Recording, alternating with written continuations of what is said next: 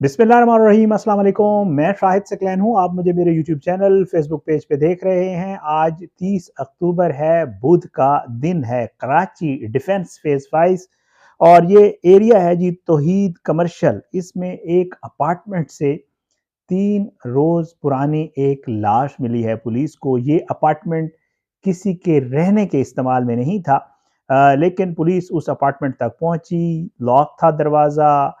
कैसे एक phone, mobile phone जो है उसकी मदद से ये सारा कुछ ट्रेस हुआ और ये शख्स जो है ये कोई आम आदमी नहीं था बल्कि एक अहम शख्सियत थी जिसकी ये लाश है।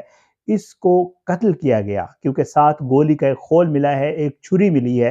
किसने इसको कत्ल किया है, ये सारी सूरत हाल क्या है, सीसीटीवी फुटेज में क्या कुछ है और ये मामला था क्या, पुलिस इस तक कैसे पहुंची, ये सारी चीज़ें आज की इस वीडियो में आपके सामने रखेंगे। बहुत ही अफसोसनाक वाक़या, ज़ाहिर है कराची में ये वाक़या पेश आया, जैसे मैं आपको पहले बता चुका हूँ। अब ये पुलिस इस तक कैसे पहुंची है, ये शख्स कौन था, ज़रा इसकी तफसील मैं आपके सामने रख देता हूँ। ये जो है अलस सबा जो है थाने के, ये थाना है जी क्लिफ्टन और इसका इलाका है डिफेंस फेज़ 5 स्ट्रीट 28 है, तौहीद कमर्शियल एरिया में जो है गोली लगी, लाश जो है। और जब लाश वहाँ पे पुलिस पहुंची तो पुलिस को ये पता चला कि ये लाश 3 दिन पुरानी है। मकतूल जो है उसकी शिनाख्त जो है वो 65 साला गनीउर रहमान वल्द गुल ईमान के नाम से हुई और ये शख्स जो है ये शाह रसूल कॉलोनी का रिहायशी और 3 बच्चों का बाप था। अब पुलिस इस तक पहुंची कैसे और ये गनीउर रहमान था कौन, ये आपको बता देता हूँ। होता कुछ यूं है, थोड़ा सा पीछे जाते हैं। होता कुछ यूं है कि जो है बोर्ड बेसन थाने में ज़ुबैर खान नामी एक शख्स जो है वो आता है और वो ये बताता है कि जी मेरे वाले साहब जो हैं वो गायब हैं और वो जो है नहीं मिल रहे, और उनकी तलाश के लिए वो बाकायदा तौर पे एप्लीकेशन देते हैं। पुलिस उनसे पूछती है कि जी क्या मामला क्या है, कोई आपको किसी के ऊपर शक हो, कोई मामला और हो। तो वो पुलिस को ये बताते हैं कि मेरे वालिद साहब जो है वो लास्ट टाइम उन्होंने कही जी आपका वालिद साहब से राब्ता, आपकी मुलाकात कब हुई? तो वो बताते हैं कि जी वो लास्ट टाइम जो है वालिद साहब जुमे वाले दिन हमारे घर आए थे और उन्होंने घर आए थे तो उनकी हालत ठीक नहीं थी।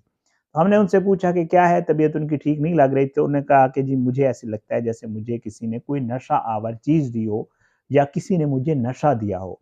तो वो कहते हैं कि जी उसके बाद मेरे वालिद साहब जो है वो जाकर लेट गए, सो गए और सोने के बाद वो काफ़ी देर सोते रहे और उसके बाद जो है वो उठ के उसी दिन से गए हैं और फिर उसके बाद गायब हो गए हैं।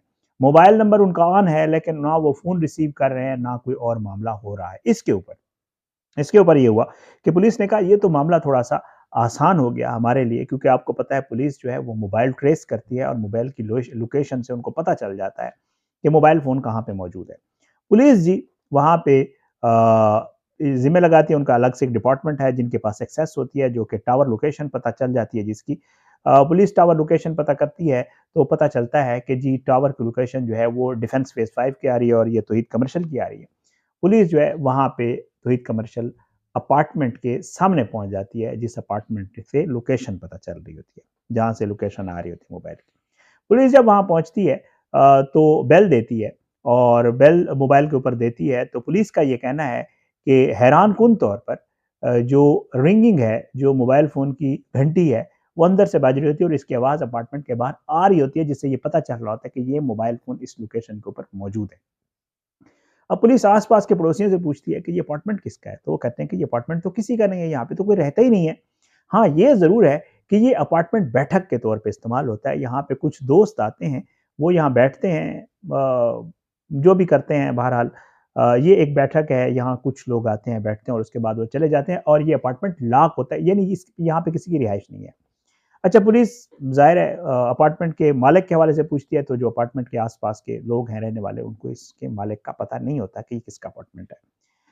पुलिस इस अपार्टमेंट का दरवाज़ा तोड़ती है, जब दरवाज़ा तोड़ती है तो अंदर देखती है यही शख्स जिसके हवाले से रिपोर्ट करवाई गई होती है, यानी गनीउर रहमान, इसकी लाश पड़ी होती है और उस लाश के साथ मोबाइल फ़ोन भी पड़ा होता है और उस लाश के साथ एक छुरी भी पड़ी होती है और एक 30 बोर पिस्टल की गोली का खोल भी पड़ा होता है। इस शख्स की लाश के ऊपर तशद्दुद भी किया गया होता है और इसकी लाश को गोली मारकर इसको कत्ल भी किया गया होता है। पुलिस इसकी लाश अपनी तहवील में लेती है और पुलिस लाश जो है वो आगे कानूनी कार्रवाई के लिए पोस्टमार्टम वगैरह के लिए शिफ्ट कर देती है अस्पताल।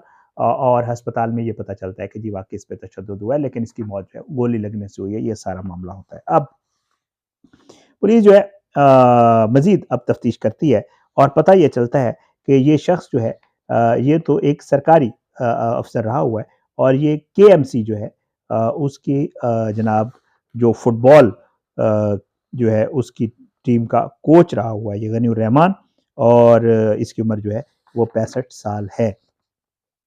اب پولیس جو ہے وہ یہ کہتی ہے کہ جی علاقہ کے جو مکین ہیں وہ یہ ساتھ بتایا انہوں نے پولیس کو، پولیس کے مطابق کہ جی فلیٹ خالی ہے، کچھ لوگ بیٹھک لگاتے تھے، گپ شپ کرتے تھے، شک یہی ہے کہ بیٹھک کے دوران دوستوں میں جھگڑا ہوا اور غنی الرحمان کو قتل کر دیا گیا۔ لیکن ساتھ یہ بھی ہے کہ جی وہاں کے لوگ اور پولیس یہ کہہ رہی ہے کہ پاسبل یہ ہے کہ یہاں پہ اس اپارٹمنٹ میں یہ لوگ بیٹھتے ہوں، نشہ وغیرہ کرتے ہوں، گپ شپ لگاتے ہوں، کوئی چیزیں ظاہری بات ہے جیسے دوست بیٹھ کے جو کچھ کرتے ہیں وہ کرتے ہوں، اور یہ ظاہر ہے ایسے ہی لوگوں کے بیٹھنے کی ایک بیٹھک تھی جو اس کے یہ خود بھی کوچ رہا ہے اور دوسرے لوگوں سے بھی اس کے تعلقات اور اس کے جو یار دوست تھے وہ یہاں بیٹھتے تھے، اور یہ افسوسناک واقعہ جو ہے وہاں پہ پیش آیا جس کی خبر آئی تھی، اور اب اس پہ پولیس جو ہے مزید اس کی جیو فینسنگ کر کے، کیونکہ پولیس کو 3 روز قبل کا اب یہ شخص 3 دن غائب رہا،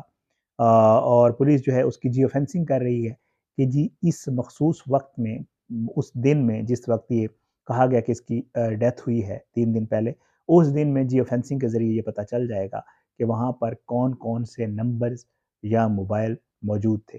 پولیس اس کو جو ہے وہ فلٹر کرتی ہوتی ہے، پولیس کے پاس یہ طریقہ کار ہوتا ہے کہ پھر پولیس کے پاس اس مخصوص جگہ کے، پہلے اگر فرض کریں 500 نمبر تھے ان اپارٹمنٹس میں، تو اس لوکیشن پہ کتنے تھے، کرتے کراتے آخر میں کوئی 2-4 نمبر نکلیں گے جن کے اوپر پولیس کو شک جائے گا، اور پھر پولیس ان نمبروں کے حوالے سے تفتیش کرے گی، اور پھر پتہ چلے گا کہ آخر اس وقت وہاں کون موجود تھا اور کون ایسا شخص ہے جس نے یہ ساری کارروائی کی اور کیوں کی ہے۔ یہ جو ہی گرفتاری ہوگی یا پتہ چلے گا تو امید ہے یہ کیس بھی کھل کے سامنے آ جائے گا کہ آخر اس شخص کو قتل کرنے والا کون نکلا ہے۔ یہ خبر تھی جی جس کے حوالے سے پتہ چلا تھا کہ فٹ بال کا کوچ ہے جس کی 3 دن پرانی لاش ملی ہے، تو پھر اس کے بعد اس کی ساری تفصیل آئی، میں نے کہا آپ کے ساتھ شیئر کر دوں۔ بڑا افسوسناک واقعہ کراچی ڈیفنس کمرشل توحید کمرشل میں یہ پیش آیا۔ اللہ سب کو اپنی زمان میں رکھے جی، اور اللہ سب پہ اپنا رحم و کرم کرے۔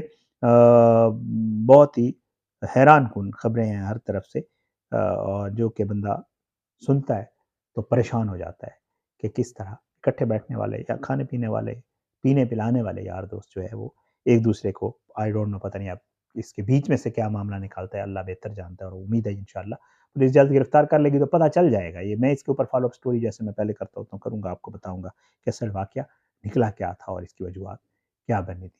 اجازت ہے، انشاءاللہ اگلی ویڈیو میں ملاقات ہوگی۔ اللہ سب کو اپنی زمان میں رکھے، اللہ سب پہ اپنا رحم و کرم کرے، اپنی دعاؤں میں یاد رکھا کریں جی۔ اللہ جو ہے پاکستان کا حامی ناصر ہو، اس کے خلاف سازشیں کرنے والوں کو نصب نابود کرے، ظالموں کو عبرت کا نشان بنائے، مظلوموں کو انصاف ملے۔ اگلی ویڈیو تک کے لیے اجازت دیں، اپنی دعاؤں میں یاد رکھیے گا۔ ملاقات ضرور ہوگی انشاءاللہ، بشرط زندگی۔ پاکستان زندہ باد۔ اللہ حافظ۔